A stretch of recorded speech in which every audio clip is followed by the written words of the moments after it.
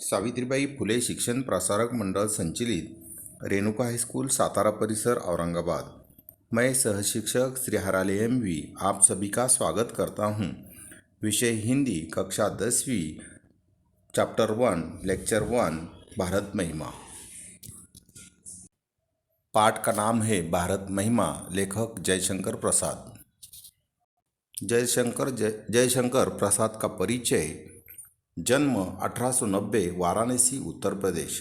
मृत्यु 1937 वाराणसी उत्तर प्रदेश। परिचय।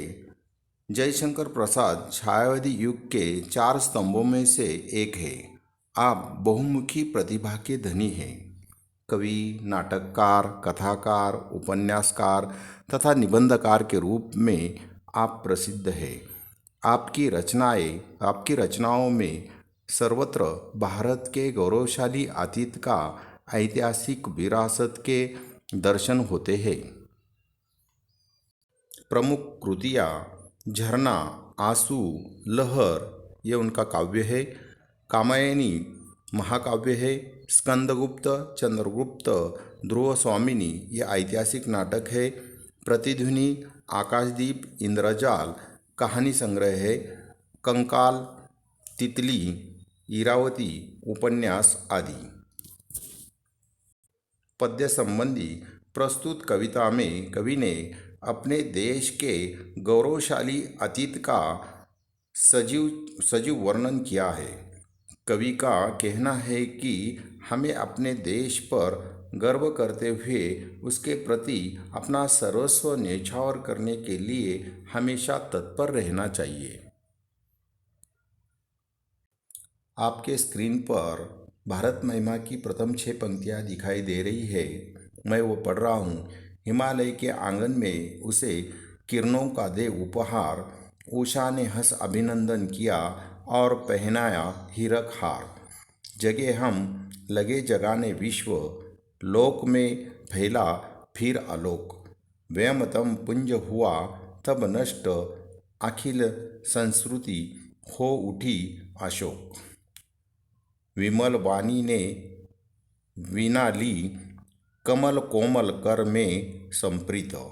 सप्त स्वर सप्त सिंधु में उठे, छिड़ा तब मधुर साम संगीत।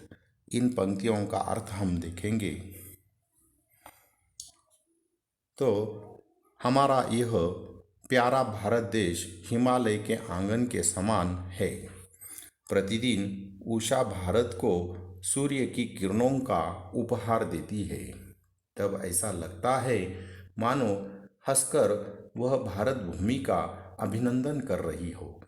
ओस की बूंदों पर जब प्रातःकालीन सूर्य की रश्मियाँ पड़ती है तो ऐसा लगता है जैसे उषा ने भारत को हीरों का हार पहना दिया हो। सबसे पहले ज्ञान का उदय भारत में ही हुआ, अर्थात सबसे पहले हम जागरूक हुए, फिर हमने पूरे विश्व में ज्ञान का प्रसार किया। इसके कारण समग्र संसार आलोकित हो गया। अज्ञान रूपी अंधकार का विनाश हुआ और संपूर्ण सृष्टि के सभी दुख शोक दूर हो गए।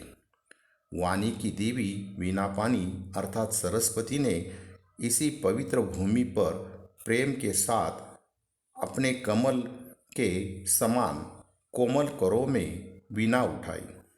उसकी झंकार से सप्त सिंधुओं में 7 स्वरों की मोहक सरगम गूंजने लगी। मधुर संगीत का जन्म हुआ। इसी महान देश में संगीत के वेद साम वेद की रचना हुई। विजय केवल लोहे की नहीं, धर्म की रही धरा पर धूम। भिक्षु होकर रहते सम्राट, दया दिखलाते घर घर घूम।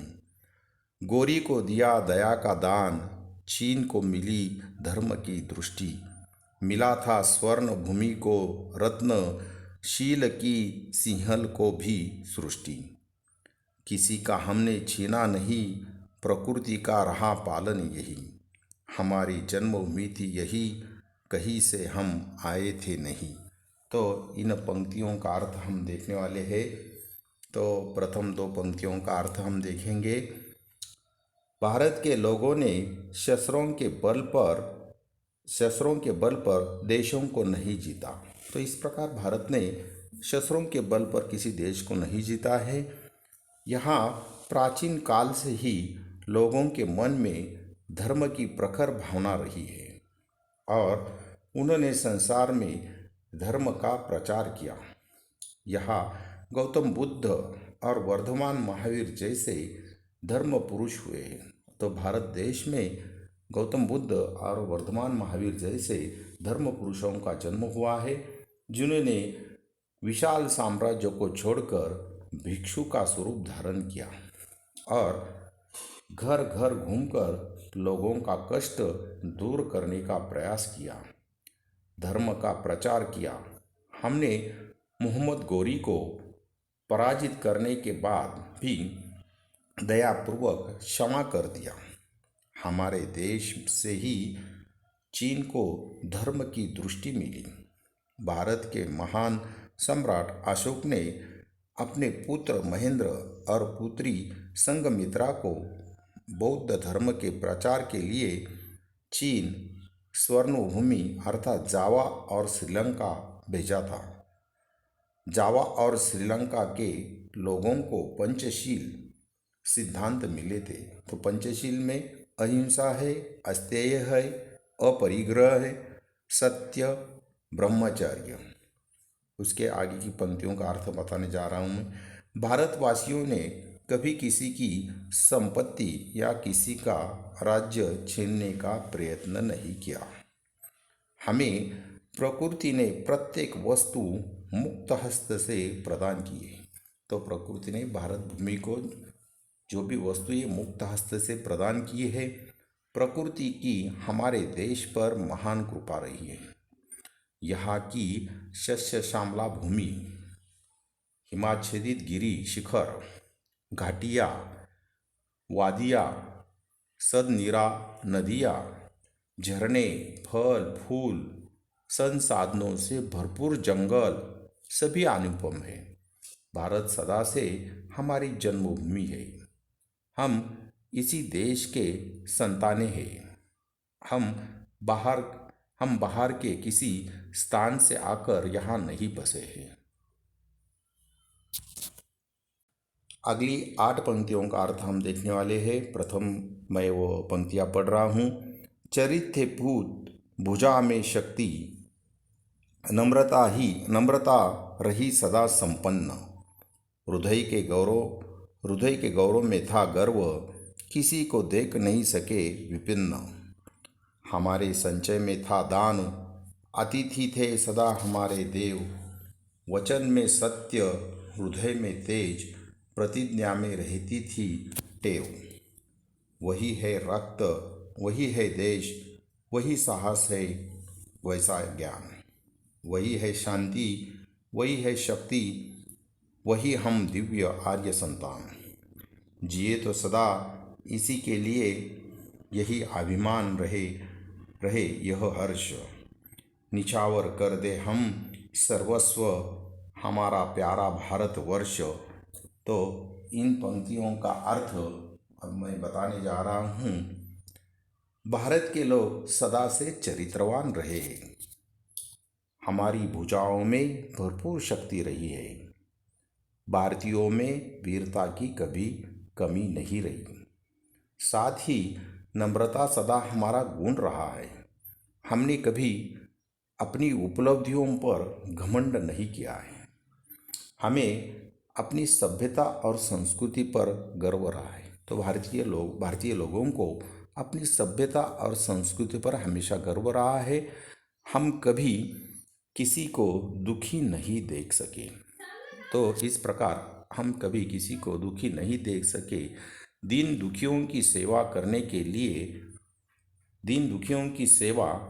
के लिए हम भारतीय सदैव तत्पर रहते हैं। हम यदि धन और संपत्ति का संग्रह करते भी थे, तो हम भारतीय अगर धन और संपत्ति का संग्रह भी करते थे तो दान के लिए करते थे। तो लोगों में वो बांटने के लिए उसका उपयोग करते थे। दानवीरता भारतीयों का गुण रहा है। हमारे देश में अतिथियों को सदा देवताओं के समान माना जाता था। तो अतिथि देवो भव यानी अतिथि का हम उचित सत्कार करते थे, उसे भोजन खिलाते थे, तो उन्हें देवताओं के समान मानते थे। भारत के लोग सत्य बोलना अपना धर्म मानते थे, तो भारतीय लोग हमेशा सत्य बोलते थे। भारतीय सत्यवादी हरिश्चंद्र की संतानें हैं। हमारे हृदय में तेज था, गौरव था। हम सदा अपनी प्रतिज्ञा पर अटल रहते थे। प्राण जाए पर वचन न जाए, हमारा जीवन मूल्य रहा है। आज भी हम भारतीयों की धमनियों में उन्हीं पूर्वजों का रक्त प्रवाहित हो रहा है। आज भी हमारे देश में देश वैसा ही है।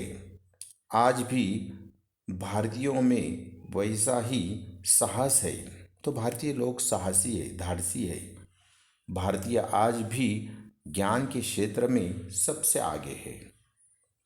आज भी हम पहले के समान शांति के पुजारी हैं। तो भारत हमेशा शांति का देश रहा है। तो पहले भारत जो है किसी देश पर आक्रमण नहीं करता है। अगर किसी देश ने भारतीयों पर आक्रमण किया तो उसका मुंह तोड़ जवाब भारतीय देते हैं। लेकिन भारत शांति का पुजारी रहा है।